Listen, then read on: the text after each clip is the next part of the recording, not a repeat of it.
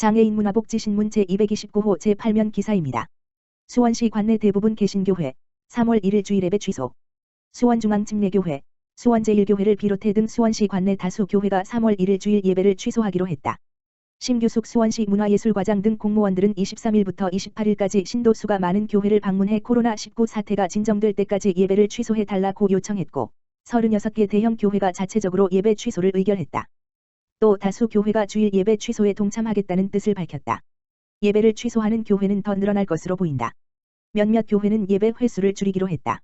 수원제1교회, 지동는 지난 주일 2월 23일부터 신도들에게 집에서 영상 예배를 할 것을 통보했고 23일 교회를 찾은 신도들을 돌려보내기도 했다. 수원시는 지난 2월 21일 천주교 수원교구 모든 개신교회 사찰 원불교 교당 등 관내 모든 종교시설에 공문을 보내 전국적으로 확진 환자가 급증하면서 코로나19가 지역사회에 확산되고 있다며 관내 종교시설은 예배, 법회, 미사 등 많은 시민이 모이는 종교 행사를 상황이 진정될 때까지 취소 연기해달라고 협조를 요청한 바 있다. 한편 천주교 수원교구는 2월 23일 코로나19 확산 방지를 위한 수원교구 임시대책위원회 새 단계 사목 조치를 공지하고 2월 24일부터 3월 11일까지 교구 내 본당 공동체 미사와 모든 교육 행사, 각종 단체 모임을 잠정적으로 중단하기로 했다. 사목 조치에 따라 관내 33개 성당은 3월 11일까지 모든 공동체 미사, 모임 등을 중단한다. 복령사 청년암 수원사 영화사 무학사 등 관내 사찰은 코로나19 사태가 진정될 때까지 많은 신도가 모이는 법회를 진행하지 않기로 했다.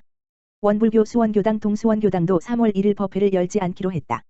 염태영 수원시장은 종교행사 취소를 결정해주신 종교단체와 참여를 자제해주신 시민 여러분께 진심으로 감사드린다며 코로나19 사태가 진정될 때까지 많은 사람이 모이는 종교행사 참여를 자제해주시길 바란다고 부탁했다. 수원시 모든 어린이집 3월 8일까지 휴원. 수원시 관내 모든 어린이집이 2월 27일부터 3월 8일까지 휴원한다. 정부는 26일 영유아의 코로나 바이러스 감염증 -19 감염을 예방하기 위해 3월 8일까지 전국 어린이집을 휴원한다고 밝혔고 정부 방침에 따라 수원시를 비롯한 전국의 모든 어린이집이 휴원한다. 수원시는 휴원에 따른 돌봄 공백을 방지하기 위해 어린이집에 당번 교사를 배치해 긴급보육을 시행한다. 특별한 제한 없이 긴급보육을 이용할 수 있다. 휴원 기간은 출석 인정 특례를 적용해 보육료를 지원한다. 염태영 수원시장은 많은 가정이 보육에 어려움을 겪으시겠지만 면역력이 약한 영유아의 감염을 막기 위한 조치이니 이해해 주시길 바란다며 긴급보육을 시행하는 어린이집은 외부인 출입을 제한하고 수시로 교재 교구를 소독해 감염병을 예방해 달라고 당부했다. 정부는 유치원, 초, 중, 고등학교도 개학을 3월 2일에서 9일로 일주일 연기한 바 있다. 한편 수원시는 코로나 바이러스 감염증 -19 확산을 방지하기 위해 수원시 공공도서관, 박물관, 미술관을 임시 휴관했다. 3월 8일까지 휴관한다. 또 지난 22일부터 노인복지관 6개소, 장애인복지관 2개소, 경로당 513개소 등 건강 취약계층이 이용하는 공공시설의 운영을 중단했다. 24일부터 운영을 중단한 수원시 공공실내체육시설 19개소는 코로나19 사태가 진정될 때까지 휴관할 예정이다. 시흥시, 저소득 조선가족 손자녀 입학, 등록, 금 신청 접수. 시흥시, 시장 임병택는 조선가족 손자녀의 대학 입학 생활이 순조롭게 정착될 수 있도록 입학, 등록, 금 신청을 3월 2일부터 31일까지 각 행정복지센터에서 방문 접수받는다. 이번 사업은 경기도에서 저소득 조선가족 손자녀의 대학교 입학, 등록, 금을 지원함에 따라 시행되는 것이다.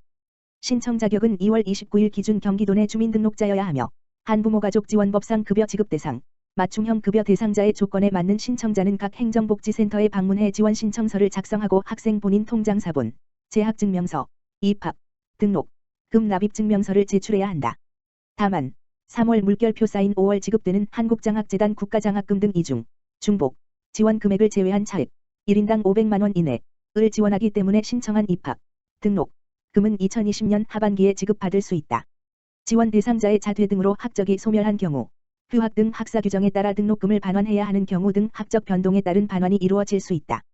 심윤식 시흥시 여성가족과장은 시흥시 조선가족 손자녀들에게 입학, 등록, 금 지원을 통해 그들의 교육 기회가 확대되어 기쁘고 생활 안정 등 복지 증진에 기여하도록 더욱 노력하겠다라고 말했다. 저소득 한부모가족 지원 사업 관련 문의는 각 동행정복지센터 및 시흥시청 여성가족과 지역번호 031-310-2618로 문의하면 된다. 시흥시, 시민주도 활성화 공모사업으로 문화도시 붐 조성. 시흥시, 시장 임병택, 가 생태문화도시 조성의 일환으로 2020년 시민주도 활성화 공모사업을 시작한다고 밝혔다. 시민주도 활성화 공모사업은 문화예술과 관련한 전문성을 가진 개인 및 단체는 물론 창조적 아이디어만 있다면 시흥시민 누구나 사업의 주체가 되어 제안한 프로젝트를 실행해 볼 수 있는 사업이다. 올해 보조금 사업 예산은 총 1억 원으로 총 4개 분야 15억 원 내외를 선정해 차등 지원할 예정이다.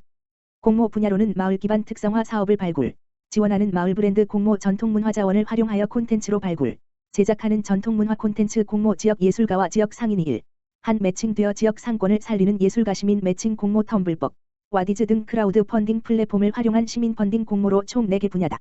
특히 지역 예술가 및 전문 단체는 물론 일반 시민부터 지역 상인, 청년, 마을 활동가, 문화두리기 등 다양한 시민이 원하는 방식으로 사업에 참여할 수 있도록 기획되었다는 점이 눈에 띈다. 시 관계자는 이번 공모 사업을 통해 다양한 시민이 참여하는 시민주도형 문화도시의 가치를 확산하고 지역 문화 매개자 발굴 및 육성으로 생태문화도시의 붐 조성에 기여할 것이라며 시민 스스로가 도시, 지역, 동네, 마을의 가치를 재발견하고 정체성을 확립해 시흥 곳곳이 특색 있는 브랜드로 자리매김할 수 있도록 지원을 아끼지 않겠다고 덧붙였다. 한편 2020년 시민주도 활성화 공모사업은 코로나19 확산 방지를 위하여 별도의 사업 설명회는 진행하지 않으며 대신 전화나 방문 상담을 통해 사업에 대한 자세한 설명을 안내할 예정이다. 접수일자는 3월 9일부터 11일까지이며 두 차 대면 심의 일정도 상황에 따라 변경될 수 있다.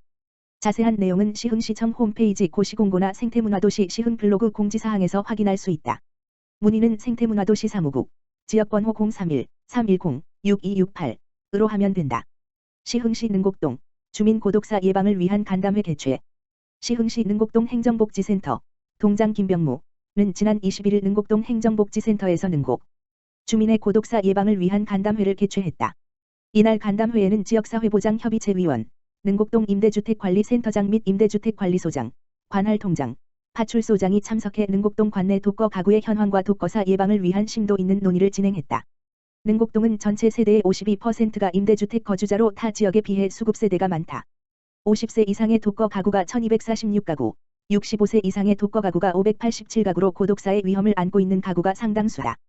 최근 잇따른 고독사 발생에 따라 동행정복지센터는 간담회를 통해 능곡 파출소와 현황을 공유하고 임대주택관리사무소 및 통장들의 의견을 수렴해 지역사회보장협의체의 기금을 활용한 고독사 예방 사업을 구상하고 연계할 예정이다. 김병무 능곡동장은 능곡동은 수급자 및 장애 가구의 분포도가 높고 고령의 독거 세대가 많아 도움이 필요한 이웃이 많은 지역이다. 각 단체의 관심과 고견을 모아 촘촘한 복지를 실현하고 행복한 능곡동을 만들기 위해 힘쓰겠다고 말했다. 김명숙 능곡동 지역사회보장협의체 부위원장은 능곡동 마을복지 실현을 위해 여러 기관이 모여 의견을 나누는 좋은 기회가 되어 기쁘고 지역사회보장협의체도 소외되는 주민이 없도록 힘을 모으도록 노력하겠다고 전했다.